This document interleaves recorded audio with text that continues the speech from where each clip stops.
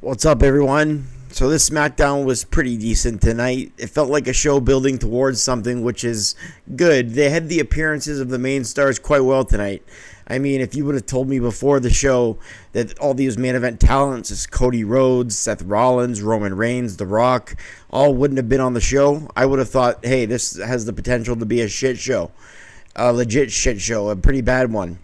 But with what they had, they kind of made the most out of it. And I'll tell you what I mean, but I go over the review here. What's up, everybody? Brett Mix here to run down everything that happened tonight for the next 20 or so minutes. That's usually how long the SmackDown's reviews run on the 2-hour episodes. I'm going to run down SmackDown tonight. If you watched the show or not, we're going to talk about everything that happened, so I got you covered. And I'm going to sprinkle some analysis when needed, as always, as all my subscribers know. If you're new to the channel, I'd invite you to hit subscribe because it is a newer channel. So I do certainly appreciate it if you did, as I'm trying to grow. We're just 8 days to WrestleMania now. It's just getting hot, and you can feel the excitement from the shows as they start. They always have the shot of Lincoln Financial Field in Philly, and then they show the crowd itself from the Mohegan Arena in Montville, Connecticut on this March 29th, 2024. They open with voices playing over the speakers as Orton comes to the ring for a tag team match with Owens against Pretty Deadly. They built that up last week, so we get our show kicked off this week with that match. Kip Wilson and Elton Prince go up on SmackDown versus two guys who they advertise as expected. The old how will these partners coexist storyline when they are future opponents in a triple threat match. Now, I thought they were going to be doing something like a turn, or not so much a turn as it is two faces not getting along at the end of the match when there was scheduled to be a triple threat match at WrestleMania. So you figure that there's going to be some dissension in the ranks. But no, I was pleasantly surprised. Tonight they kind of stayed away from cliches. I thought there was going to be some cliches happening tonight in certain segments. I'll talk about that later as it goes on. But this is one of the instances. I thought Randy Orton and Kevin Owens for sure, they're going to have some bad blood. And they still could do that next week. But for tonight, I thought they were definitely going to have some bad blood with each other going into that triple threat at Mania. But no, this actually just worked as a formulaic tag team match. The crowd chant for Randy early as he corners Prince with 10 shots from up top as the crowd chant along with them. Wilson from behind sent Orton into the ring post, then a slide suplex close and personal by Pretty Deadly onto the table as they do Randy Orton's side suplex move. And that's how we go to our first commercial break. They don't have to go to commercials in the first match if they open up with a match. They're 9 minutes in, and for whatever reason they decide to. We used to get matches to open the shows all the time back in the day with 2-hour broadcasts, and they never used to go to a commercial in the first match. This wasn't an overly long tag match, so that's not an excuse either. I mean, surely this match isn't going to be a long, epic battle, but like as mentioned, it wasn't long. And the less breaks, the better at the beginning of a show when you're trying to hook people in. Pretty Deadly beating up Orton and Owens to open a show is not exactly captivating television. There's nothing mentioned of The Rock or anybody showing up tonight, so you want to grab the audience. I don't know if starting off with this tag team match and the way they did it was the best way to open up SmackDown, but I digress. It was a decent tag match in the end. Pretty Deadly in the driver's seat with the double teaming as they come back from a commercial. Orton in need of a hot tag and gets one to Owens. And he slugs away as Pretty Deadly and Kevin Owens were in a slugfest. The crowd goes nuts. Logan Paul then runs out and comes from under the ring. Then he knocks Kevin Owens out. Pretty Deadly win at 6.5 minutes as a result of this, as Logan Paul hit him with the Nux and went right back under the ring. After the match, Orton didn't see the fact that he was hit by Nux, and he sees the replay on the Titantron, and he looks underneath the ring, and he says, is this where Logan Paul is? And then the fans help him out as he points to the other corner apron, and he realizes what side he's on. So he lifts the apron up, and sure enough, there's Logan Paul right there holding on the blow post underneath the ring apron. So Orton drags him out, of course. After the match, Orton knew Paul was under the ring, brought him out for a beating as he just simply lifted the apron up. Pretty Deadly then helped Paul out escape, but he was on the receiving end of a stunner, and an RKO was pretty deadly after they helped Logan Paul get away. Orton and Owens then corner him, and Paul runs to the back. Paul jumps in a car as he's being chased off by Orton. That car may or may not have been Logan Paul's, but he just jumped in and he beat up two guys to get in. Not sure if the keys were already in the ignition and he just drove off in somebody's car, or if that was his getaway car from the beginning. They didn't say, but that's what Logan Paul did. I gave that match a star. A good, decent tag opener. Nothing great. Nothing even very good. But it did its job in building the triple threat, I guess. They had this night did a very good job overall with what they had. You'll hear that a lot. I'll repeat that a lot probably the next 15 minutes. That they did a good job at building towards WrestleMania. They don't have the biggest stars on the show to do that, but for the feuds they built, they did a good job. And in the next segment, we saw that too with Io Sky cutting a promo in her own language. This was needed as she's been kind of a mute in this program so far with Bayley, I felt. Bayley attacked her. I mean, they've done more with Dakota Kai and Bayley on the microphone than they have with Bayley and Io. And we know why, because of Io's language. But I think they did Io's promo way better than they do Shinsuke's promos. Shinsuke is just too over the top with his facial expressions, and the fact that Shinsuke loses every match he's in, and the fact that Io Sky's a women's champion definitely makes you take Io Sky a little bit more legit than you would Shinsuke Nakamura.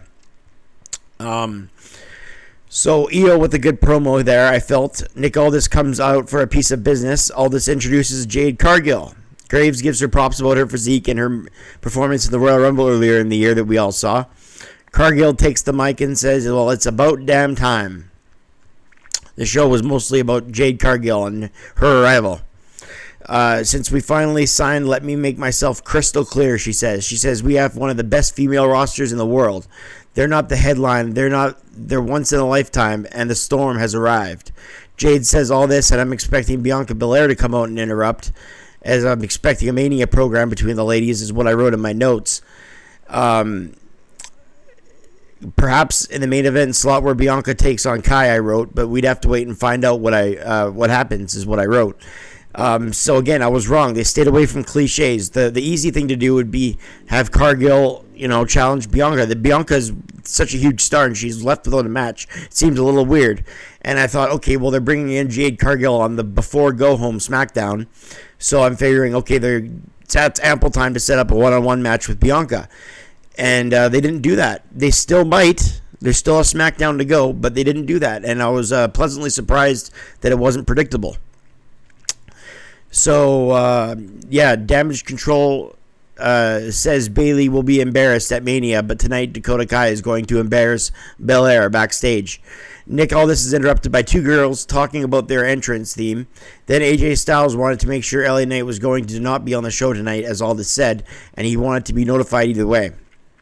Next up, we got a WrestleMania 40 qualifying tag match for the ladder match. Who's going to be the fifth of six teams in this ladder match at WrestleMania? Is it going to be the Street Profits or Grayson Waller and Austin Theory? I figured this match winners to be the case and I'll tell you why in a second. But first, the Street Profits take the early advantage, and they're in control earlier on, just like Pretty Deadly was in their match before the commercial break. So you got to wonder if the Profits are going to have the same luck as Pretty Deadly, I wrote.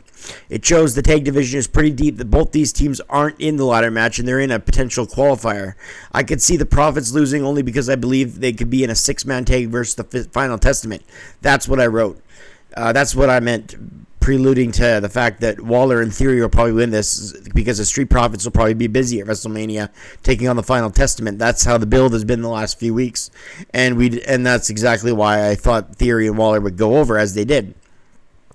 Dawkins with a T-bone suplex off the top. Theory prevented Dawkins from the hot tag to Montez Ford, but eventually he got there, and then he drops Theory and then Waller off the apron. A moonsault into a cover, a blockbuster, and A-Town's down, but Waller at the last second broke it up. Theory almost got Dawkins, then hung him up and hit a sit-down powerbomb. All of a sudden, the Titantron shows the Final Testament as they've beaten up Bobby Lashley backstage. So this gets the attention of the Street Profits as they're distracted. Then, like I predicted, Theory and Waller get the roll-up victory right out of that as they were distracted. AOP then take out the Profits after the match. They're part of the Final Testament, Akam and Rezar. While Cross and Scarlett are backstage letting Lashley have it. So at 6.5 minutes, Waller and Theory advanced to be the fifth of six teams at the WrestleMania Tag Team Ladder Match. The first ever 12-man ladder match for the tag titles ever in WWE, and it's happening at WrestleMania 40.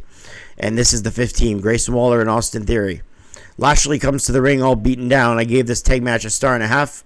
Looks a lot like this match could happen at WrestleMania, 6-man or just a basic tag. We'll have to find out. Then they show these very men in a video package as Legado del Fantasma came to mind, and that's who they show in a video package. Santos comes out with Legado del Fantasma and says he put Rey on the shelf for months, reminding us. Santos calls him the greatest luchador ever, and he says, or was the greatest luchador ever, and he was outsmarted, and all it took was one phone call to a man who despises him as much as I do. And then Dirty Dom shows up. He gets booed every time he tries to speak, as usual.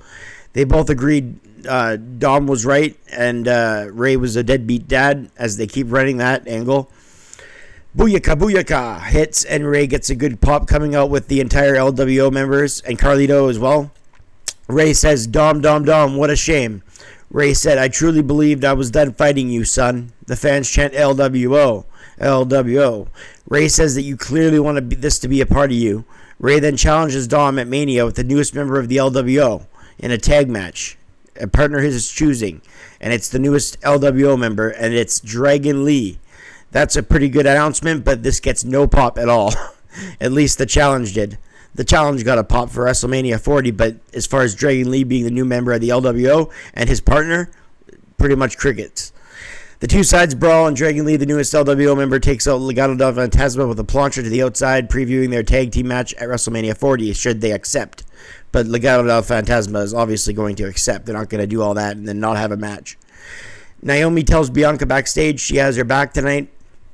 WrestleMania qualifying, last tag team match to qualify.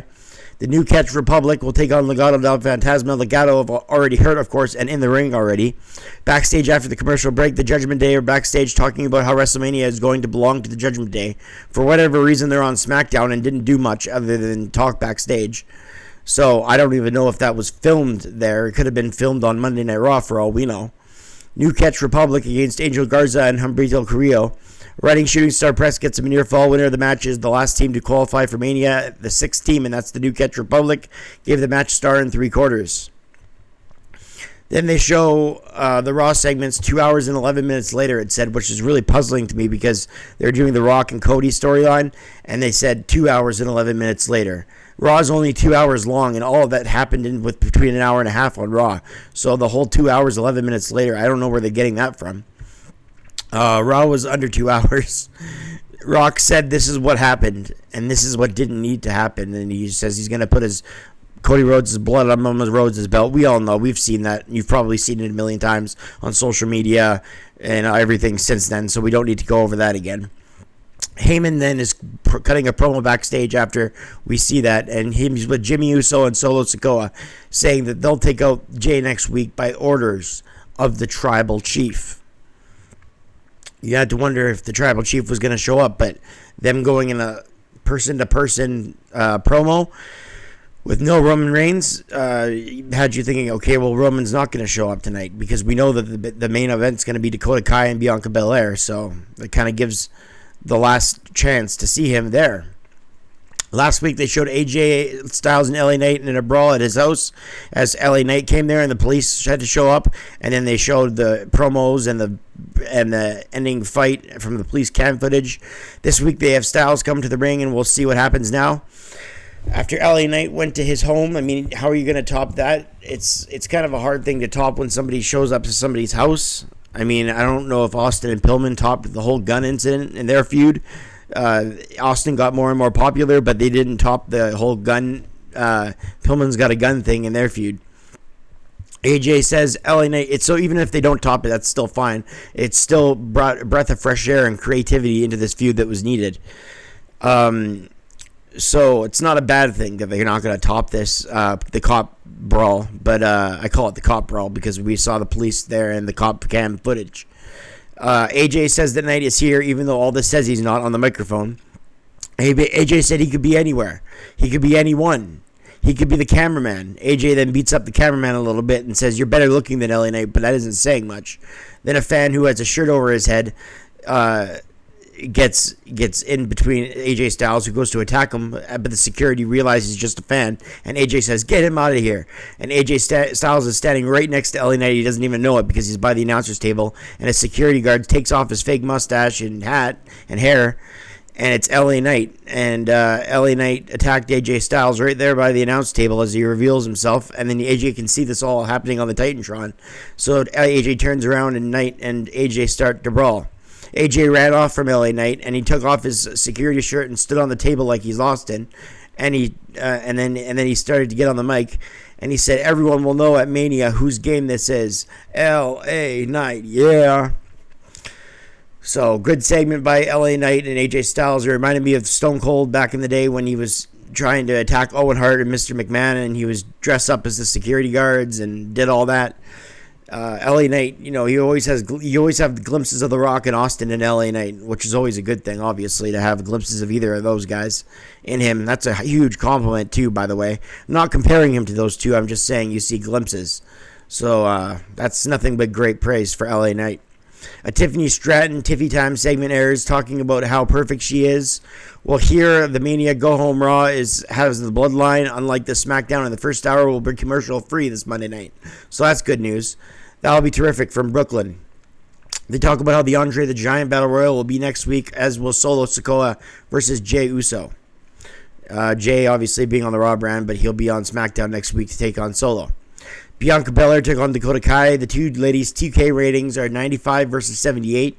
Fans chanting EST, and Dakota Kai toys with her and taunts the crowd, but Belair built up her recovery time progressively.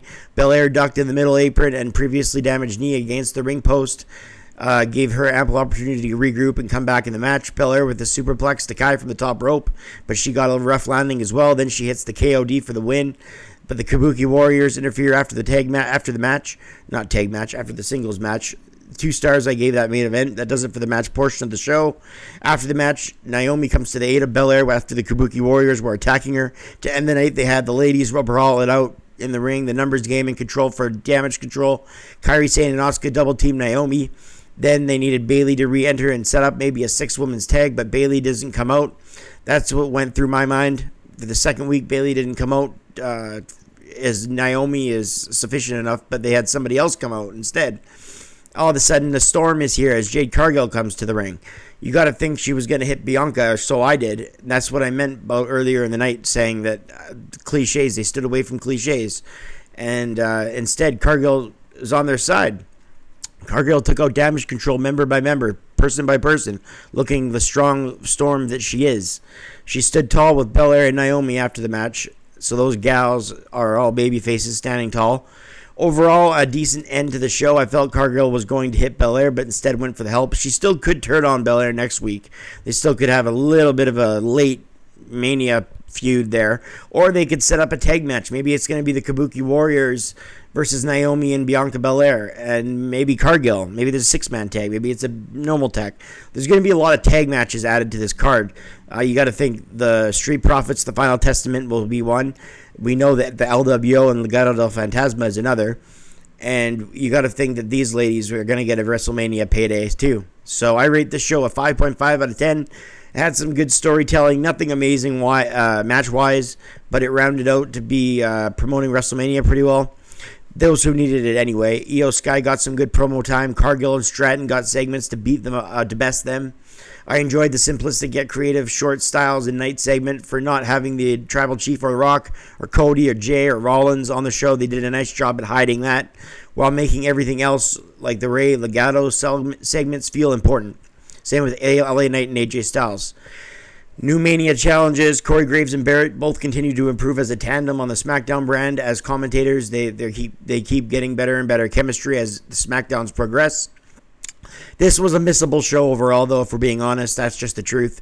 It wasn't bad, but if you missed it, you didn't miss much. Dragon Lee joined the LWO. Jade Cargill's here, and she's a force to be reckoned with. That's all you kind of missed. And then the two teams that qualified for the ladder match. That and the fact that Orton and Owens don't like Logan Paul, and AJ doesn't like LA Knight. That's pretty much that's the night's wrap. But they did it in a decent way tonight. I mean, it sounds like a bad card, but they pulled off what they had well. That's why I give it a 5.5, because it wasn't great or good, but it wasn't average or poor. So I had to go somewhere in the middle there, if that makes any sense. So next week will be good and fun. I'm going to do a lot of videos, maybe definitely WrestleMania prediction videos. We'll have go home show reviews.